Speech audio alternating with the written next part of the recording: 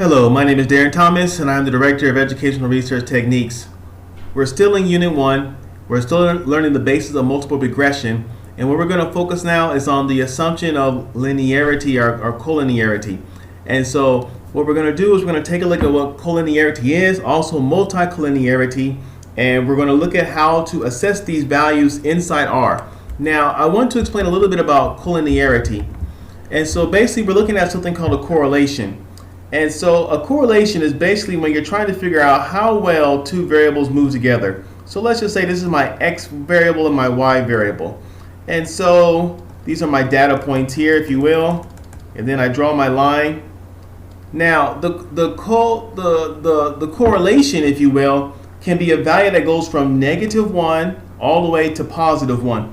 And it measures the strength of the relationship between two variables. So here I have my x and my y, and like I said, I have my data points, right here. And you can see that as x increases, y also increases. So in other words, this is the positive relationship. Let me just make sure that's clear.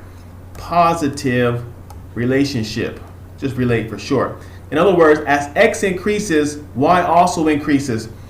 And so the closer the value is to 1, the stronger the relationship. Now in statistics, different cutoffs depend on who you're talking to, but let's just say in general, you want to avoid having values that are, 0.7, positive 0.7 are greater, or negative 0.7 are lower in terms of when you're dealing with regression or whenever you're dealing with some sort of a correlational study. Because if the variables have too much in common, they're essentially measuring the same thing.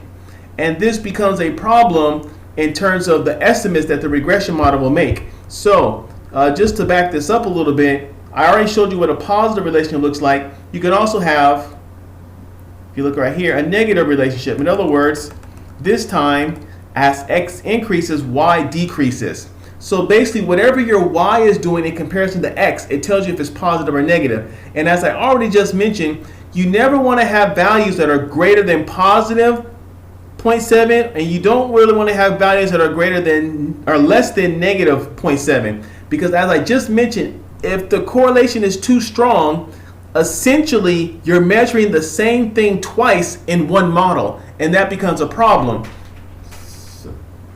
So you want to keep that in mind as you are doing the analysis. So we're going to move now to RStudio, and what we're going to do now is I'm already inside RStudio. And we're just going to run these packages again for the sake of clarity in case you've logged out and logged back in. Now, here's what's happening. We're going to take our data set completed data, and we're going to make a new data set called completed data 1. Because what's going to happen here is as we go through lines 5, 6, 7, 8, 9, 10, all the way down to line 22, we're going to be removing variables that are not a part of our study. Because when we make the correlational matrix, we only want to have variables in there that we're going to use. All right, so this is what's going to happen here. So we press Control Enter, and then I'm sure there's a faster way to do this, but I'm just going to manually do this all the way down like so. I'm removing all of the variables that are in the data set, but they're not going to be in my model. That's what's happening here. All right, so we're pretty much done with that. Now, just to make sure things are clear, here's what's happening. We're going to use a function called core_plot. And this core_plot, it comes from the library or the package core_plot right here at the top right here, you can see. And what it's going to do is going to give me a correlational matrix. What the correlational matrix does is that it tells me the correlation between all the variables that are in my study. So the code is as follows. You use the core_plot. This is the most outer function, and then nested inside that you have the core function. This is a standard function inside R that gives you a correlational matrix. But it doesn't give you a beautiful visualization of it. And then in terms of the argument here, we're going to use method numbers, because with the core_plot package, you can sometimes give you colors for it, but I want numbers so I can see exactly what the correlations are. So this is how we're doing this.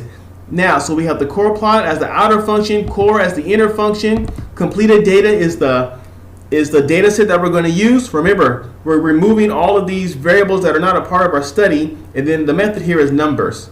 So when I press Control Enter, I get this plot over here. Now, in case you can't see that too well, I'm going to help you out a little bit. Zoom in, and so there it is right there. So here we go. The correlation between hits and hits is, of course, 1 because you're comparing a variable to itself. Between hits and home run, you can see right there, 0.56, right here, 0.56, walks, etc. Now, as you look closely, you can see that none of our values are above 0.7 or below negative 0.7. Walks is pretty close when it comes to hits. But, you know, again, it's an arbitrary cutoff that we're using in this particular study. It's not a major problem. And so you can see here that we have all our numbers here, and that depending on the strength of the correlation, you can see that the numbers are lighter or darker. That's another beautiful benefit of using the core plot function. So I'm going to go ahead and zoom out of this like so. Okay, let's get back to it. So in terms of doing our correlational analysis, when we're looking at bivariate correlation, by bi I mean two, we're looking at two variables at a time, we're okay. Now there's one more thing for collinearity, and that's when several variables are moving together at the same time. And for that one, we have the VIF function. I believe if you look at the, let's see here, the documentation, the VIF function comes from the CAR package. So the CAR package was right here at the top. This is what we used. It's for variance inflation factor.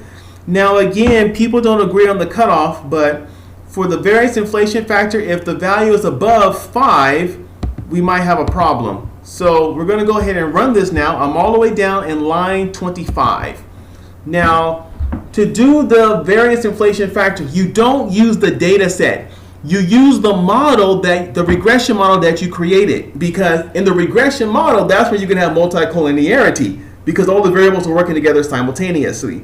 So if you remember in prior video, we made a model called salary underscore model. That's what we called it. And so now we're going to put that inside the VIF function and see what the numbers are. All right. So you can see here looking pretty good. These values are way below 5. Sometimes they even say the value should be below 10. Again, different people have different values. So what we can conclude from this analysis is that we don't have any concerns with collinearity or high correlations between two variables at once. And within the model itself, we have no concerns with multicollinearity. In other words, there's no problem with the different variables when you combine them together. So those are the things that we address. We address the assumption of, no correlation or low collinearity among the variables, and it looks like we're okay. So in this video, we just took a walk through how to deal with correlations inside of a model or dealing with several variables.